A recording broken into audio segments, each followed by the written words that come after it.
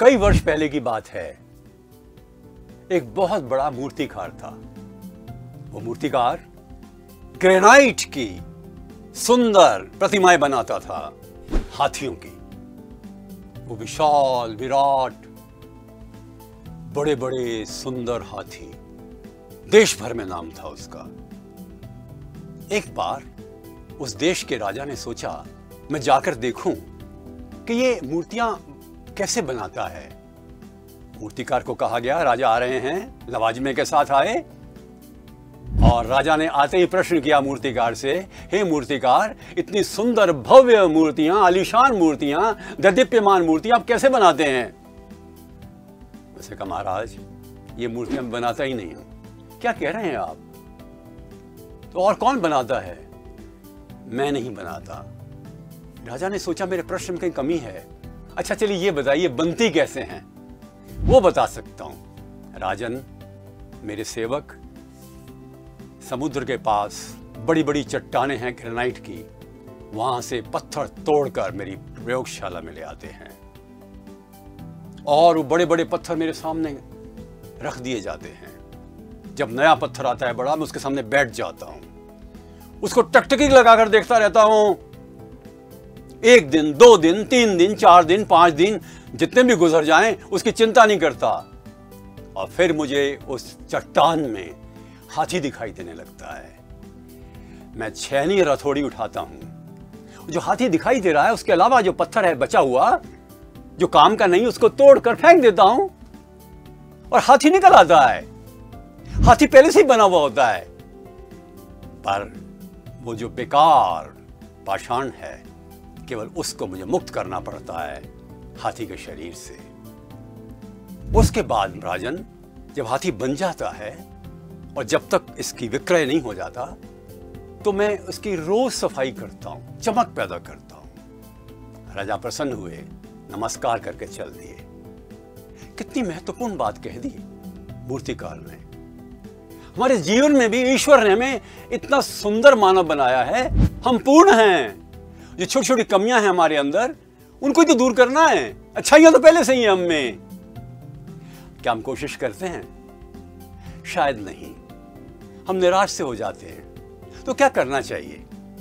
एक तो जो महत्वपूर्ण गुण आप चाहते हैं अपने आप में, उसकी सूची बनाइए कि मैं स्वस्थ रहना चाहता हूं, मैं शांत रहना चाहता हूं, मैं खुश रहना चाहता हूं, मैं अनुशासित होना चाहता हूं, परिश्रमी होना चाहता हूं, मैं श्रेष्ठ बनना चाहता हूं, मैं सहनशील बनना चाहता हूं, मैं प्रगतिशील बनना चाहता हूं। जो भी 10 गुण आप चाहते हैं लिखिए ना उसको एक कार्ड पर, ऐसे कार्ड पर लिख डालिए।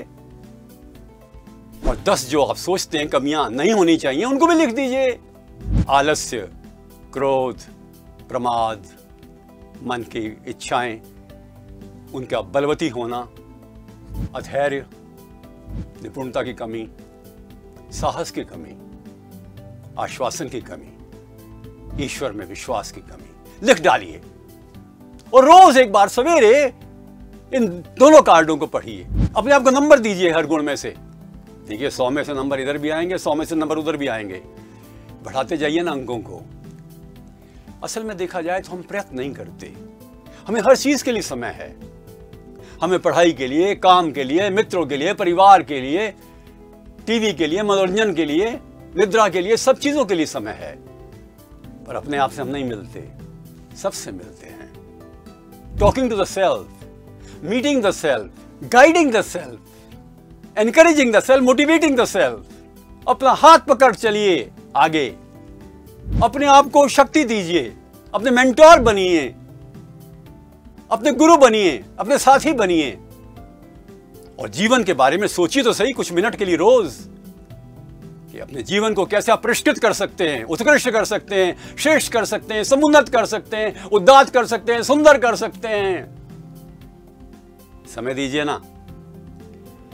प्रसिद्ध साहित्यकार जॉर्ज बर्नार्ड शॉ से एक बार पूछा गया, साधारण व्यक्ति और महान व्यक्ति में क्या अंतर है?